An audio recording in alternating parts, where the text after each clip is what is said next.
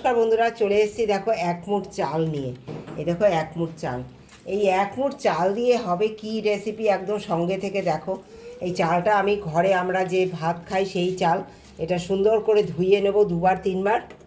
সুন্দর দেখো চালে কত নোংরা, এটা ভালো করে আমি ধুয়ে নেব।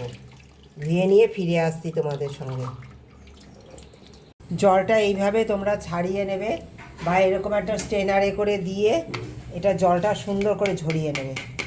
সুন্দর করে জলটা ঝরিয়ে নেবে। হ্যাঁ, ঝরিয়ে নিয়ে দেখো এই থালার মধ্যে করে দিয়ে সুন্দর একটু ফ্যানের তলায় রেখে দেবে বা বাইরে এমনি রেখে দিলেই এটা শুকিয়ে যাবে। জলটা ঝরিয়ে একদম জলটা শুকিয়ে যাবে সেই পর্যন্ত রেখে দেবো। যতটুকু সময় লাগে তোমরা হালকা ফ্যানের তলায়ও দিতে পারো। তারপর শুকিয়ে নিয়ে ফিরে আসছি তোমাদের সামনে।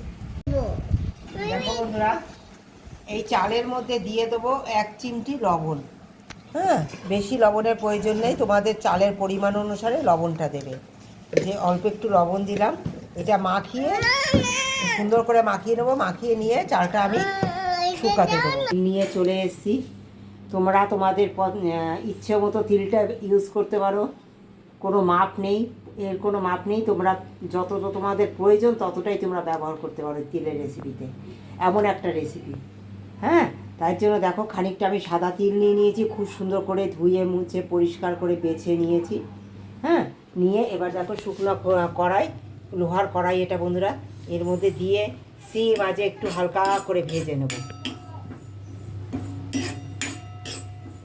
দেখো সুন্দর লাল লাল হয়ে গেছে। হ্যাঁ, অনেক সুন্দর একটা গন্ধ বেরিয়ে গেছে।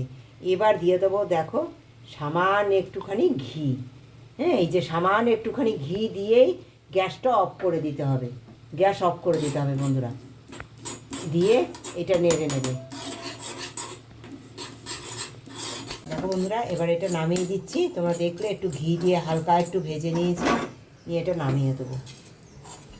আমি কাপড়ে করে এইভাবে শুকিয়ে নিয়েছি সুন্দর করে। দেখো কত সুন্দর শুকিয়ে গেছে চালগুলো। এবার দেখো নিয়ে নেবো, প্লেটে তুলে নেবো। জলদি শুকিয়ে যাবে। সুন্দর করে আমি শুকিয়ে নিয়েছি।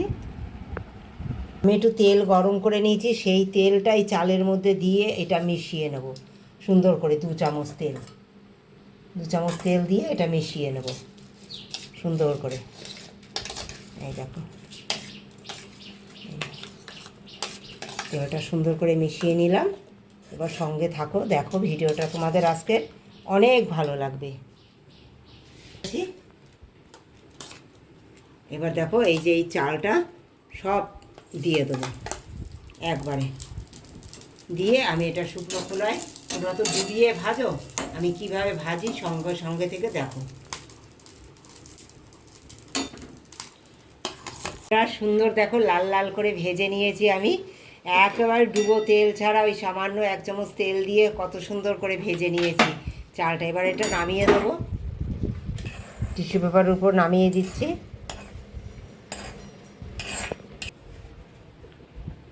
এক ফোঁটা তেল দেবো বন্ধুরা,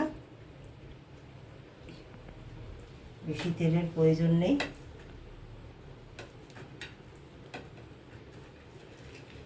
দিয়ে দেবো কটা বাদাম, লাল বাদাম,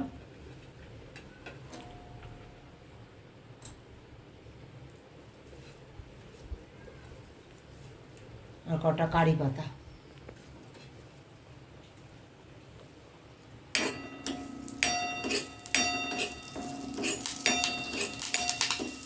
দেখো বন্ধুরা, সব ভেজে নিয়ে চলে এসেছি। তিলও ভাজা হয়ে গেছিলো দেখেছো, চালও ভাজা হয়ে গেছে। এবার এগুলো সুন্দর করে মিশিয়ে নেব, চাল দিয়ে মিশিয়ে নেব।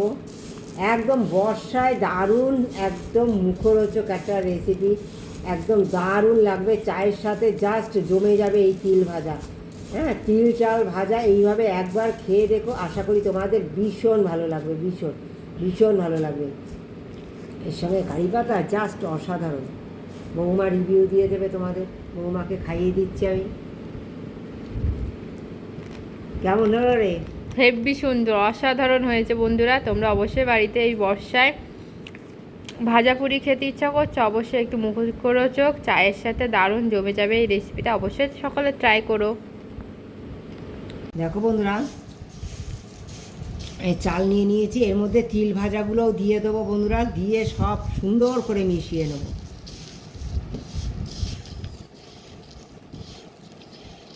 হ্যাঁ, তিলের এই রেসিপিটা একটা কমেন্ট দিয়ে জানিও। অনেক রকম তোমরা ভাজা খেয়েছো, কিন্তু এই তিল চাল ভাজা একবার খেয়ে দেখো, এই বর্ষায় জাস্ট চায়ের সাথে জমে যাবে, কোনো কিছু আর প্রয়োজন হবে না, এত সুস্বাদু লাগে এই তিল ভাজার রেসিপিটা। কমেন্ট করে জানিও কেমন লেগেছে। যদি কেউ কখনো খেয়ে থাকো অবশ্যই কমেন্ট করে জানিও, যদি না খেয়ে থাকো একবার এইভাবে ট্রাই করো।